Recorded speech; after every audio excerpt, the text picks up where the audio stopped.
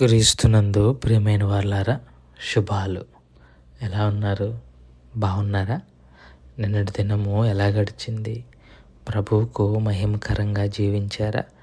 జీవించినట్లయితే ఆయనకు స్తుతులు. లేని ఎడల ఆయన మనల్ని క్షమించునుగాక. నేటి దిన ధ్యానాంశము మార్కు సువార్త 10వ అధ్యాయము 35 నుంచి 37 వచనాలు చూద్దాం. మార్కు సువార్త 10వ అధ్యాయము 37 నుంచి 35 నుంచి 37 వచనాలు.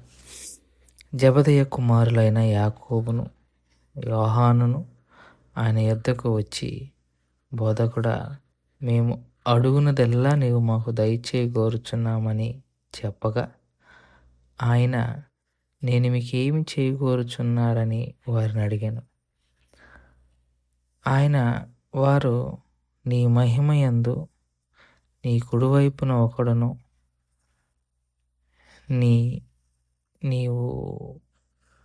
కుడివైపున ఒకడును నీ ఎడవైపున ఒకడును కూర్చుండునట్లు మాకు దయచేయమని చెప్పిరి. దేవుని వాక్యాన్ని మన వెనుకల్లో దీవించి ఆశీర్వదించునుగాక. చదవబడిన లేఖన భాగంలో యేసుక్రీస్తు ప్రభువారి యొక్క శిష్యులు యేసు ప్రభువారిని ఒక రిక్వెస్ట్ పెట్టారు. శిష్యులు అందరూ కాదు కానీ ప్రత్యేకంగా జెబెదయి కుమారులైన యాకోబు, యోహాను యేసు ప్రభువారి దగ్గరకు వచ్చి ఈ కొన్ని విషయాలు మాట్లాడుతూ ఉన్నారు. యేసు ప్రభువారి యొక్క అత్యంత సన్నిహితంగా ఉన్న సర్కిల్ ఇది. పేతురు, యాకోబు, యోహాను. వీరికి దేవుడిచ్చిన కొన్ని ఆధిక్యతలు ఉన్నాయి. వారు ప్రభుతో పాటు 12 మందిలో ప్రభుతో పాటు అన్ని విషయాల్లోనూ వీళ్ళు ముగ్గురు ఉన్నారు. ఎవరున్నా లేకపోయినా యేసు ప్రభువారి జీవితపు ప్రయాణము 3.5 సంవత్సరాల్లో వీరు ప్రతి ఈవెంట్లోనూ ప్రతి సందర్భంలోనూ ఉన్నారు. అంత మాత్రమే కాదు, మిగతా శిష్యులు లేని వాటిల్లో కూడా వీళ్ళు ఉన్నారు. ఉదాహరణకి మనం మాట్లాడుకుంటే యేసు ప్రభువారి రూపాంతరము సందర్భము, అలాగే యాయీరు కుమార్తె బ్రతికించిన సందర్భము, గెత్సెమనే తోటలో ప్రత్యేకంగా వీళ్ళు ముగ్గురిని మరి లోపలికి తీసుకుని వెళ్ళి వారితో పాటు ప్రార్థించే అవకాశము, ఇవన్నీ వారికి ఉన్న ఆధిక్యతలు. ఈ ఆధిక్యతలు అనేవి ఎంత ప్రమాదకరమైనవేనంటే, కొన్నిసార్లు మనం ఏం నేర్చుకుంటున్నామో ఏం వింటున్నామో కూడా మర్చిపోయేలాగా చేస్తుంది.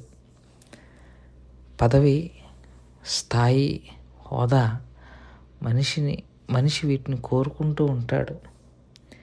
ఈ ప్రాసెస్లో తనెవరో మర్చిపోతుంటాడు. తనేంటో మర్చిపోయే ప్రయత్నం చేస్తున్నారు. ఈ జెబెదయి కుమారులు కూడా అంతే. ఇక్కడ పేతురు ప్రస్తావన లేదు. మిగతా సువార్తలో పేతురు కూడా ఉంటాడు.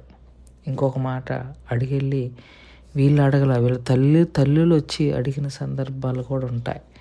సో ఎవరు గొప్ప ఎవరు తక్కువ అన్న సందర్భంలో ఒకసారి చర్చ జరుగుతుంది.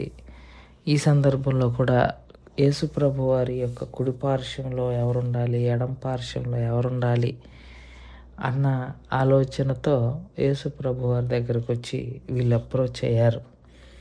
3.5 సంవత్సరాలు యేసు ప్రభువుతో తిరిగి వారు నేర్చుకున్నది చాలా తక్కువ.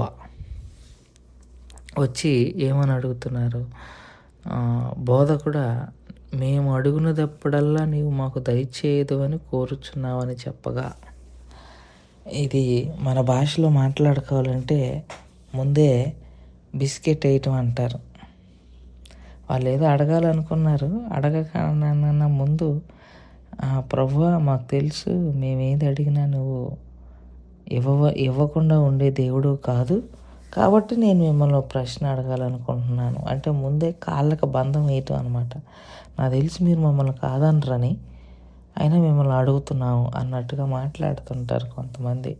సో, కాళ్ళకి బంధం వేసేస్తారు. వీళ్ళు కూడా యేసయ్య దగ్గర కాళ్ళ బంధకం వేసేయాలని చూస్తున్నారు. ఎవరికి? యేసయ్యకి. అదే అన్న 3.5 సంవత్సరాలు వీరు యేసుతో అత్యంత ఇన్నర్ సర్కిల్ సమీపస్తులుగా ఉన్నప్పటికీ కూడా ప్రభువారు బ్రతికుండగా వీళ్ళకి అర్థం కాల. ప్రభువారు చనిపోయాక కానీ వీరికి పరిస్థితి అర్థమైంది. సో, ఇట్లాంటి వీళ్ళు యేసు ప్రభువారి దగ్గర నేర్చుకుంది చాలా తక్కువ.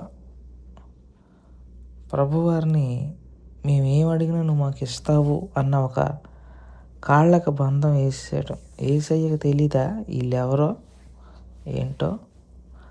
కానీ వాళ్ళు బతికుండగా ఆయన్ని గ్రహించలేకపోయారు.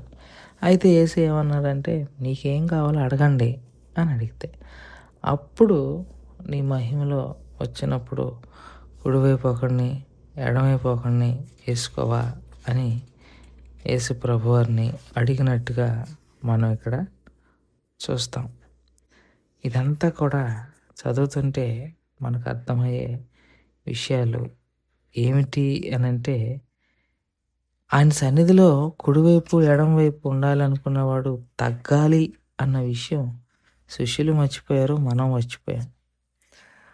దీన్నే ఈ లేఖన భాగాన్ని వేదాంత పరిభాషలో ఏమంటారంటే సెల్ఫ్ రైచియస్ అంటారు. తమను తామే డబ్బాలు కొట్టుకోవడం అనమాట. తామే గొప్పోళ్ళని చెప్పుకోవటం. సెల్ఫ్ డబ్బాలు కొట్టుకోవటం అంటారు కదా మనకున్న భాషలో. సో, దీన్ని ఏంటంటే సెల్ఫ్ ప్రమోషన్ అంటే ఈ రాజకీయ నాయకులు ఇట్లా ప్రమోట్ చేస్తుంటారు కదా. సో, తమను తాము గొప్పగా చెప్పుకునే ప్రయత్నాలు చేస్తారు. ఇలా వీళ్ళు కూడా సెల్ఫ్ ప్రమోషన్. దేవునితో అత్యంత సన్నిహితంగా ఉన్నాం కాబట్టి మేము ఆ స్థాయి వాళ్ళం అన్న ఫీలింగ్ వాళ్ళలో కలిగి తమను తాము గొప్పగా ఎంచుకొని యేసు ప్రభువారి దగ్గరికి వెళ్ళి అర్జీ పెట్టే ప్రయత్నం చేశారు.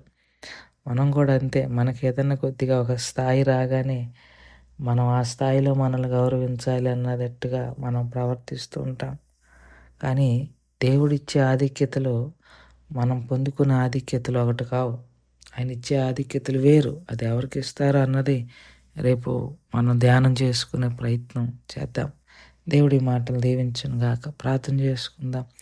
మమ్మల్ని మిక్కిలిగా ప్రేమించిన మా ప్రియ పరలోకపు తండ్రి, మీ పాదాలకు స్తోత్రాలు. చెప్పబడిన వాక్యాన్ని బట్టి మీకు స్తోత్రాలు. విన్న వాక్యం మా హృదయంలో భద్రపరుచుకొని వాక్యానుసారంగా జీవించగలిగిన కృపను దయచేయమని యేసుక్రీస్తు ప్రభు వారి పుణ్యనామములో అడిగి వేడుకుంటున్నాం తండ్రి. ఆమేన్. God bless you.